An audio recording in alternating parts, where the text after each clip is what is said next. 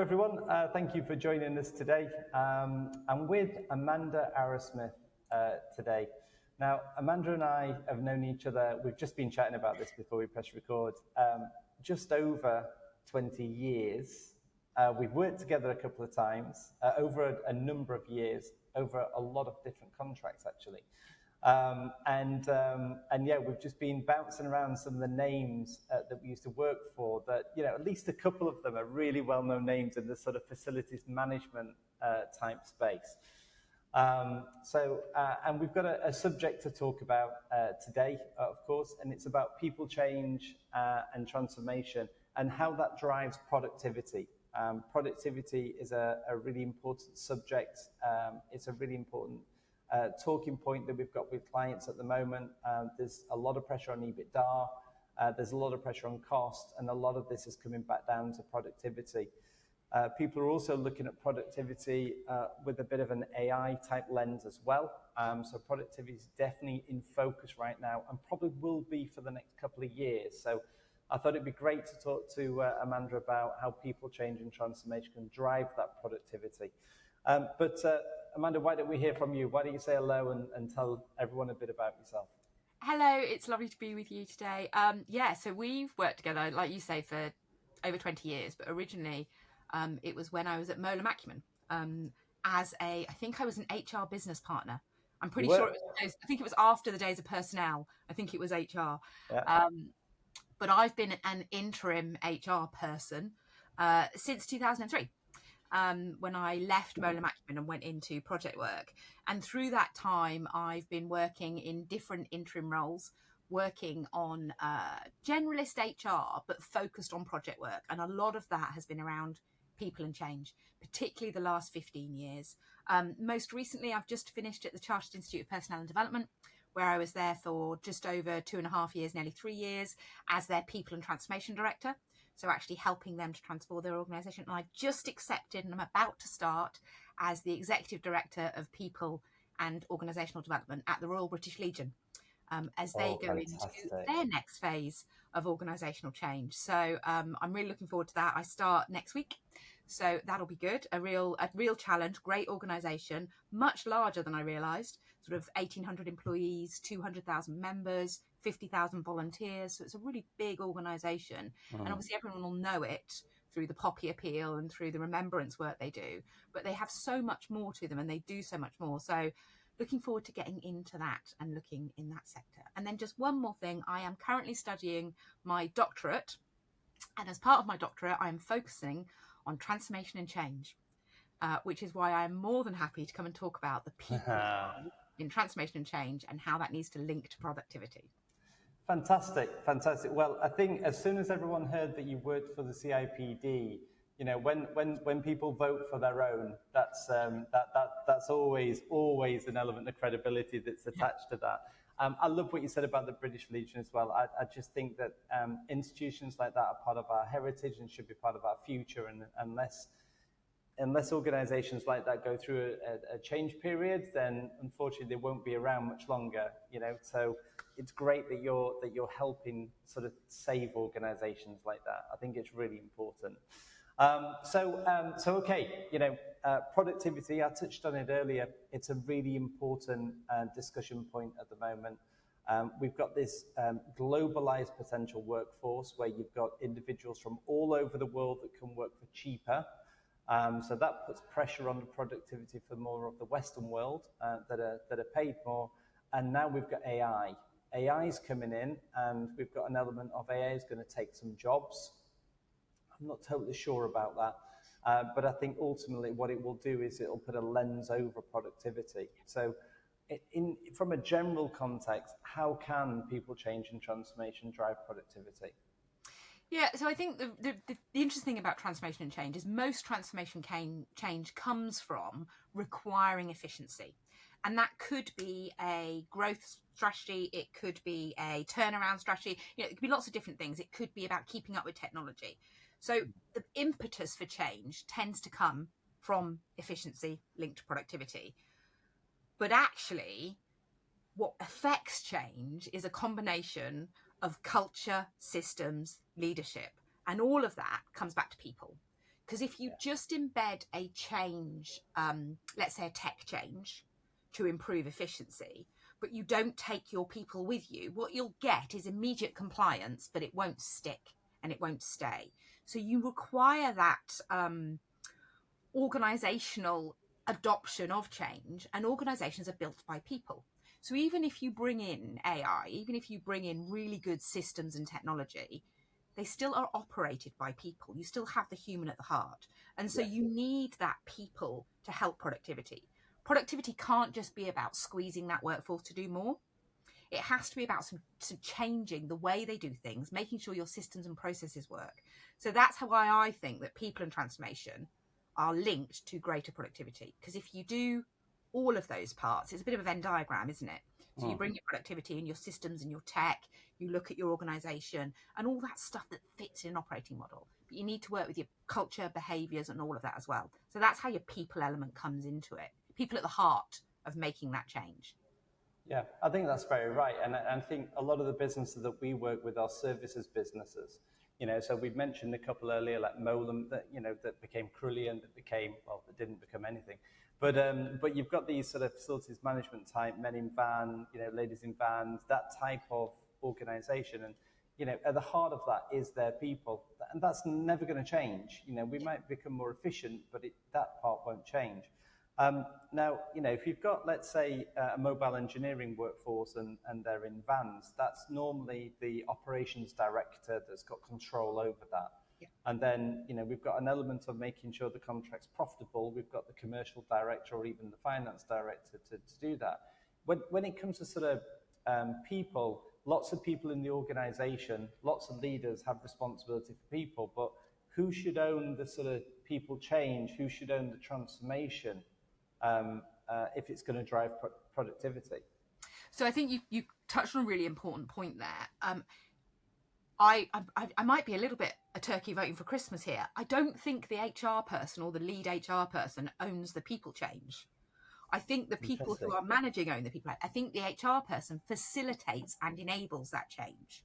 So they may own the portfolio, they may own that project line, but actually the delivery of that needs to be through the leadership. Because if you parachute in a brilliant HR person, but they're then doing it for the leaders, it's not owned by the business, it's not owned by the leaders. And it's felt like HR coming and done too. So what you need is a combination. And what you need is really good HR people who understand the pain points of that operator, who understand the pain points of that commercial director. And what they're then bringing is enabling and facilitating that team and that group to affect the change. Yeah. People function is an enabling function. We need to make sure we are providing service to our internal customers as well as our external customers, but really understanding what ticks for them. If you bring in an HR person and they are the only person standing up and saying, this is what we're going to change about your contracts, this is going to change about your terms and conditions, this is what we're going to bring in change, then that's not owned by the business. And therefore the people who are working in that see it as an HR problem or an HR thing rather than an operational and organizational thing. So you want a great HR, obviously, you want a great HR person to come in and help you to enable that and to drive that and to bring the skills, but the delivery has to be a joint enterprise. You've got to have your ops director owning that. Because when you're talking to your man or woman in a van, they possibly only see HR when there's a problem. So they possibly only see HR when their pay's a bit wrong or they're being they're off sick or there's a disciplinary issue. And that might be their only interaction with HR. So if you're trying to do transformational change and then you bring in HR and the only time they see, there's already perhaps an element of mistrust there. Mm. We work through training, we work through building that. But actually, the people who own that operation, HR's role is to enable, facilitate and support an expert delivery of that transformational change through people. I love that take. I remember the days when it was personnel, so and then eventually it's HR, BP, and all this type of thing. But actually, what you've just said there is just common sense. It's just let the leaders who own that part of the business take responsibility for the change. But they need an expert to come in and support them. You're that enablement. You're that person that makes that happen, but not in a way where you're pushing it on them. You're actually facilitating it so they pull it in for themselves. that's such a really great way of doing it. And, we've been delivering transformation with clients now for maybe close to 20 years. And, what I've always found is that if you push it onto people, you'll get huge resistance. Yeah. And that's when you start to see how powerful and strong your individuals are that work for your organization. It's the wrong way to see it, but you'll see it for sure. But when they can pull it in for themselves, that's when you get the most amount of acceptance, then it embeds, and then eventually it changes culture. And I've seen that happen. It's great to see. Completely. And you can't communicate your way out of a culture problem.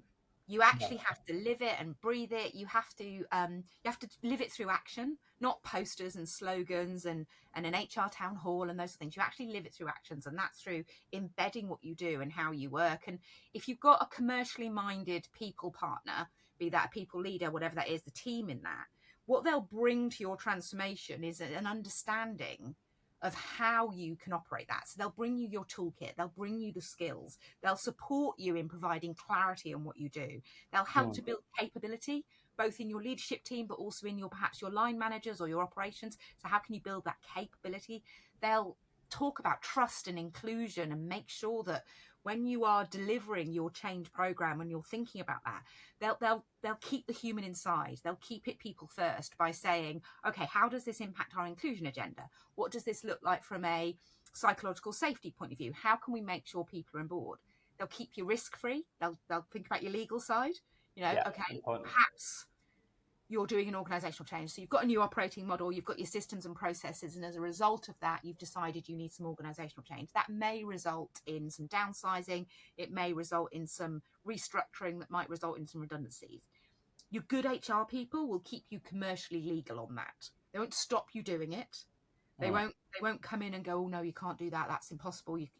People, you can't lose people with their jobs in this economy. They'll say, okay, how do we make this the best way we can do it that's really fair to those people, that they feel respected, treated well, but also helps us achieve what we need to achieve from a productivity and an operational point of view. And it's that partnership. Your practical levers for HR folk coming in for productivity is your clarity, capability, culture, and then that connection. So bringing that partnership with your organization. And I think good leaders welcome that. Actually, no, that's not fair. I don't think it's about good leaders and bad leaders. I think it's about experience. So I think in the past, HR can be, we've been seen a little bit as the fun police. We've been seen a little bit as the people that slow things down, that hinder that progress, that don't necessarily think that commercially. But the reality is, you and I know some brilliant interim CPOs. There are a couple that we'll both know that we could name off 5 or 6 people now who I would have sat alongside me and a CFO and a COO and a CEO on a commercial basis any day of the week, because I know that they get it and they'll be able to drive that forward. But we also probably know some people that are a little bit computer says no, a little bit the system won't let us do that. We can't work that way. And good change and transformation requires the former. It requires people leaders. And when I say people leaders, I mean people leaders from the people function, not wider leaders. It requires people leaders who understand how business operates and understand how to support that. I don't think they're not like hen's teeth. They're out there. I think that we just need to have these opportunities to talk about it so we can go, look, we're here. This is what we're doing. This is how we're adding value. But also work collaboratively and not worry about not necessarily being the one that is standing up all the time. We don't need to be the person at the front. We need to be making sure it happens. Yeah, I think that's right. I think having that sort of enablement capability makes a huge difference, especially when you've got someone that might have come through operations or might have come through commercial, and they're on a track. They want to be CEO at some stage, and then maybe go plural later or something. So they've got a good idea of what they want from their career. I think anyone that's going to be a great chief exec needs to have gone through and delivered successful people change and transformation at some stage. I think it's a prerequisite of a chief exec. I think 15 years ago it wasn't. It's what we brought the interims in to do. But now it's part of leadership and things like that. And it's great. I think the businesses are better for it. I guess my question is that if you're, let's say, an operations director and you're looking at a target operating model change, and let's just say for ease that it's a field-based engineering company, because that's where we both worked in the past. You've done much broader, I know that. But, you know, they want to put in a new Tom. It's all a bit prescriptive. It's all a bit on paper at the moment, but they know in their heart of hearts that they've got to win the hearts and minds of the people to get this done. Is it the ops director in this situation that's knocking on the door of HR and saying, help me? Or is it HR that's saying, I know you're going through this change. Let's look at how we can add value to that. Yeah, so I'm truly hopeful that HR are already in the room. I'm truly hopeful that actually when the ops director has been having the conversation about, I need to change operationally, I need to be more efficient, I need to, you know, one of the classics that has happened in the past and is still happening, I need to move from specialist to multi-skilled. So I need to have multi-skilled operatives because actually we're expected to do, it's no longer one man, one job, one woman, one job. We're expected to have multi-skilled operatives. So you would hope that your whoever's working in your HR role is already in that room and already having those conversations. So you've got your trusted partner. If you haven't, then it's a combination of the two.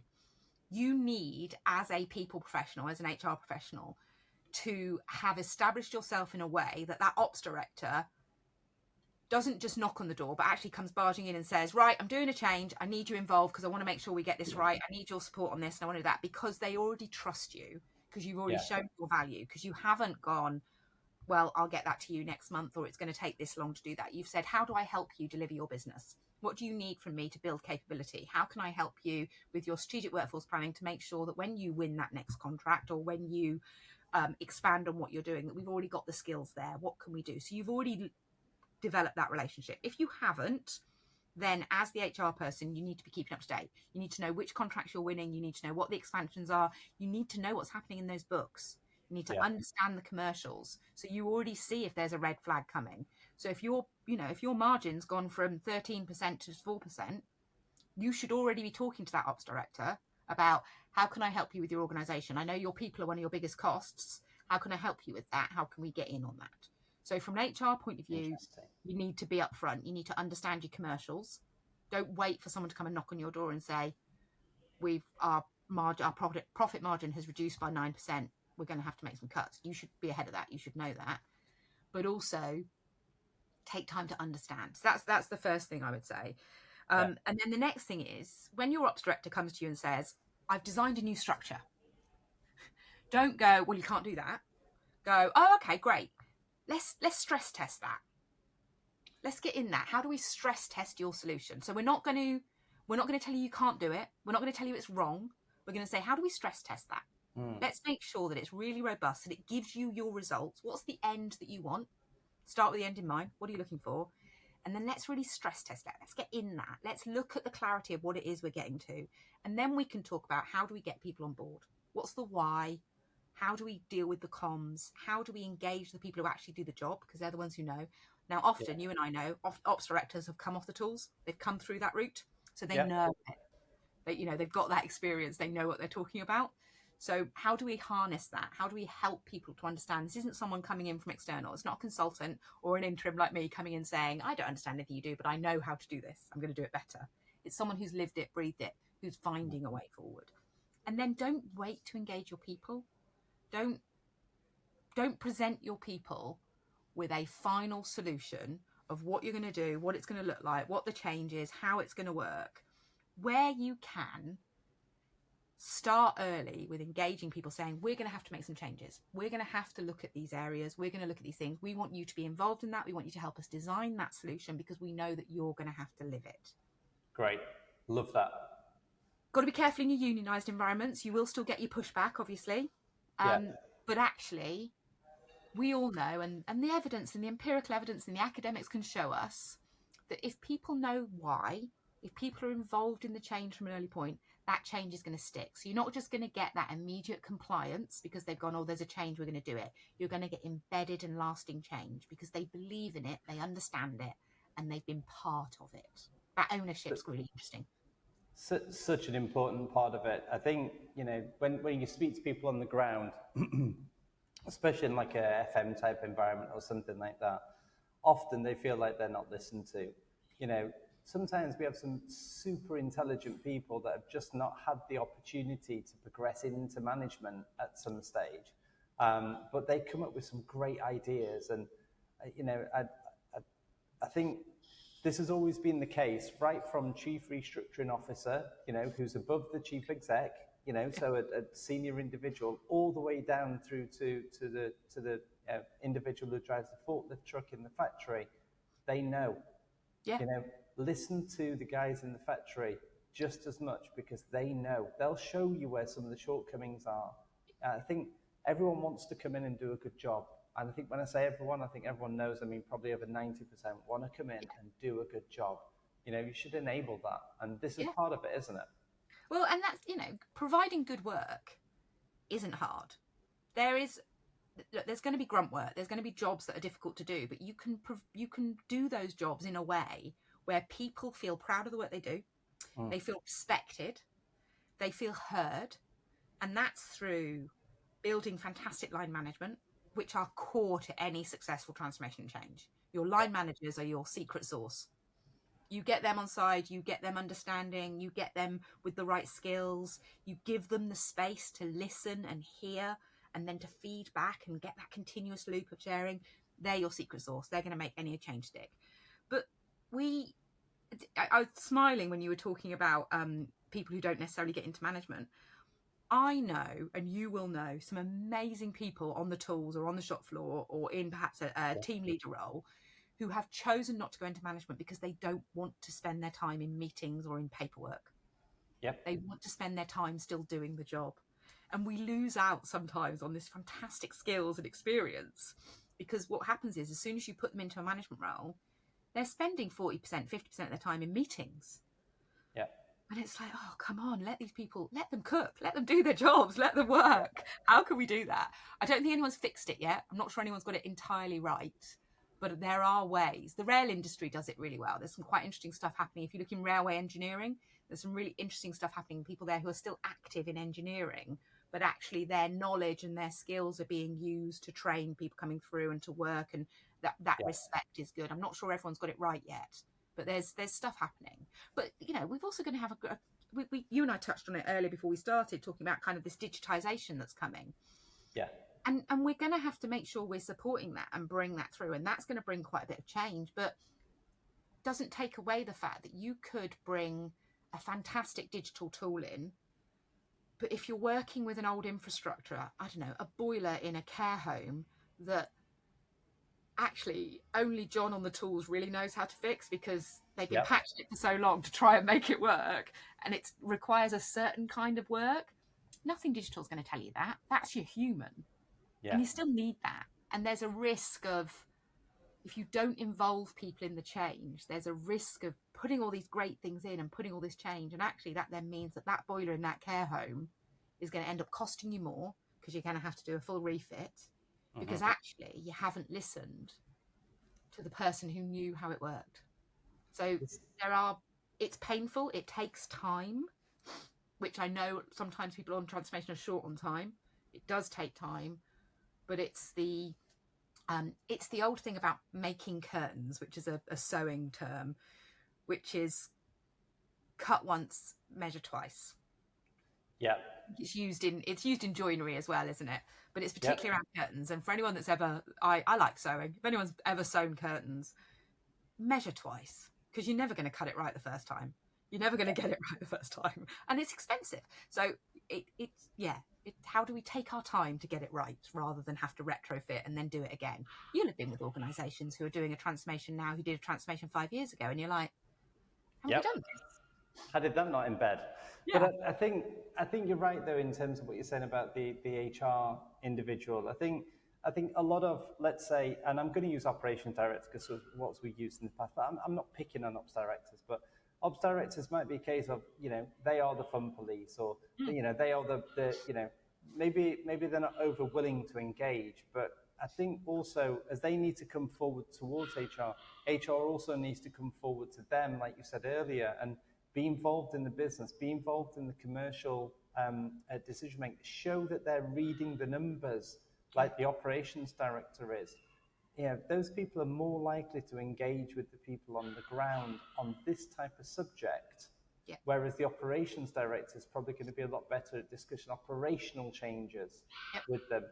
Use that skill set that you have already, or hopefully have already in your organization to do that. I think is a really important point.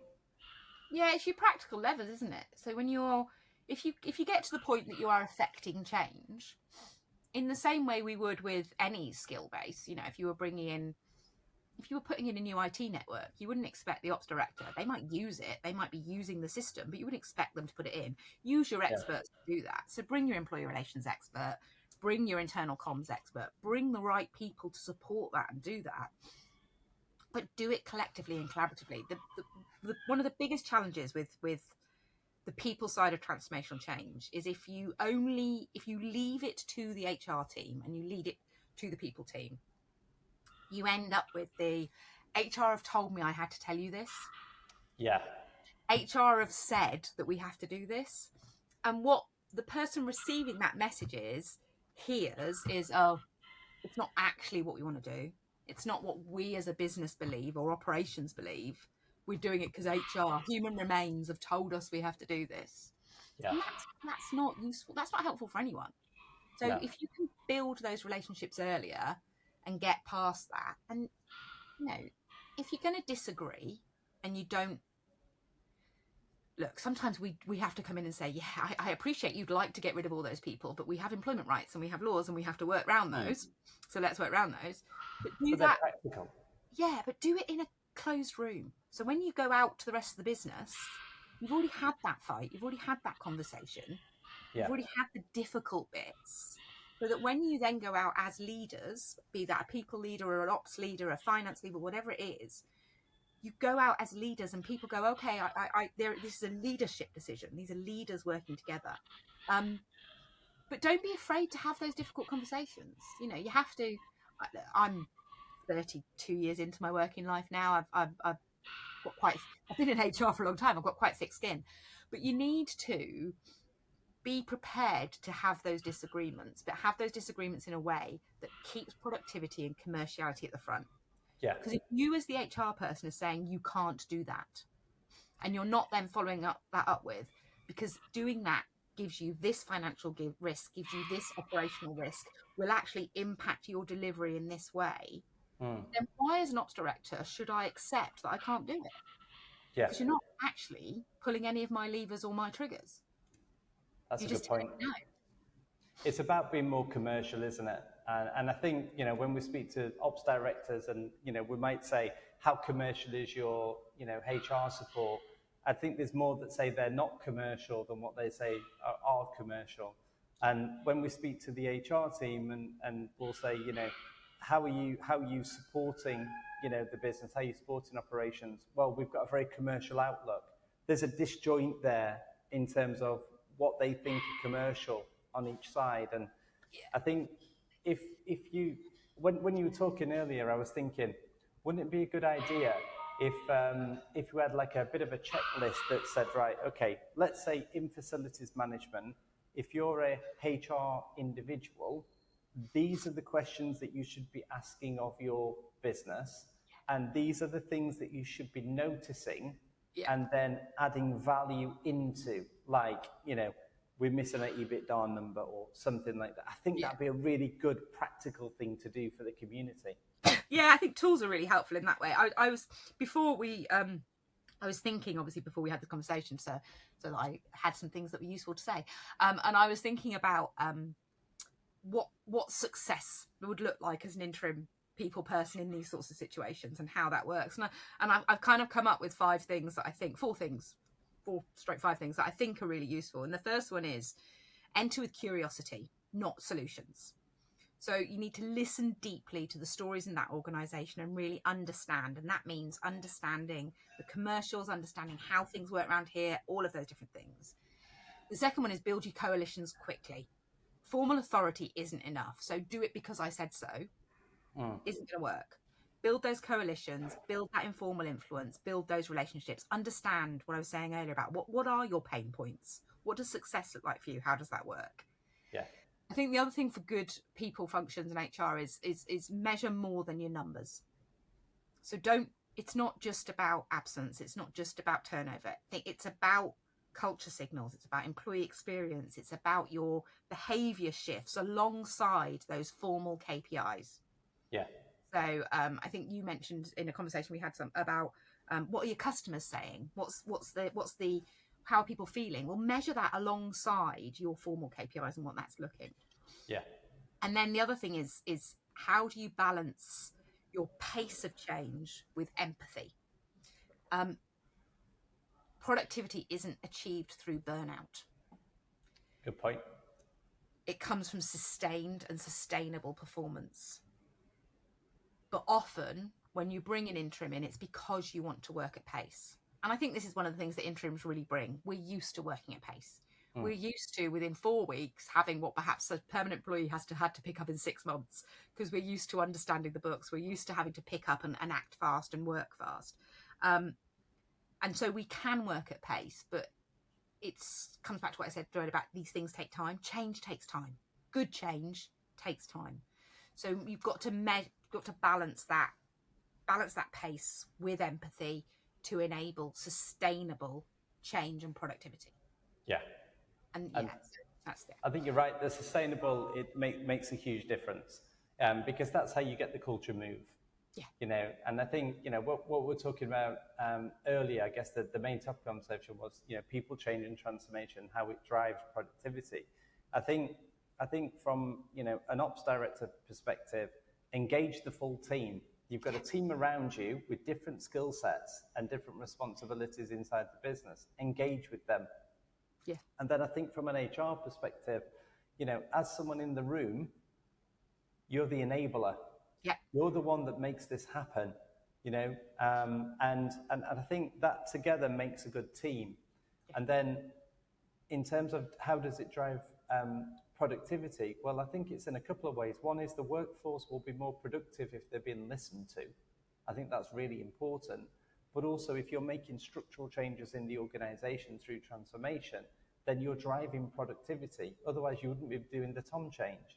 Yeah. So I think it's a really interesting part how, the people side of the business can add so much more value. And I think, what we said earlier is right in terms of a lot of the ops directors now have some of this capability. Don't try and do it on your own, and don't try and give it to HR either. It's a collective thing. Completely. Transformation is a craft, not a checklist. Yeah, true. That brings teams, that brings people together. And you said something really interesting there about the productivity pitch. You don't get productivity by demanding it. No. You get it by designing it.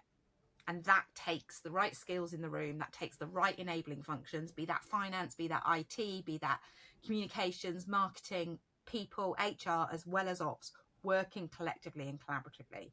And that's going to get you that sustainable and lasting change that's going to shift the needle on your productivity for your organisation. Yeah. And if your HR people aren't talking about productivity, then that's a problem. Yep. That's when you need to change some of the root cause. Yeah. Maybe extra training, maybe a swap out, whatever it is, that does need to change. And I think also, if your ops director is not got a decent understanding of transformation, that needs to change too. Yeah. I think both those things have moved on quite a lot in the last 10 years or so, and it's important for people to embrace them. Yeah, I agree. Good stuff. All right.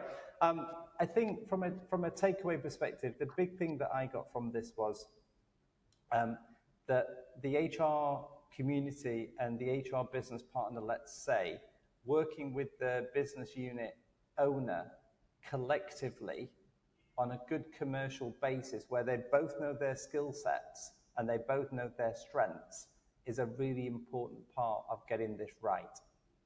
Yeah, I'd agree completely. And being both sides being curious and really, your job does, as HR, your job doesn't stop at the employment law.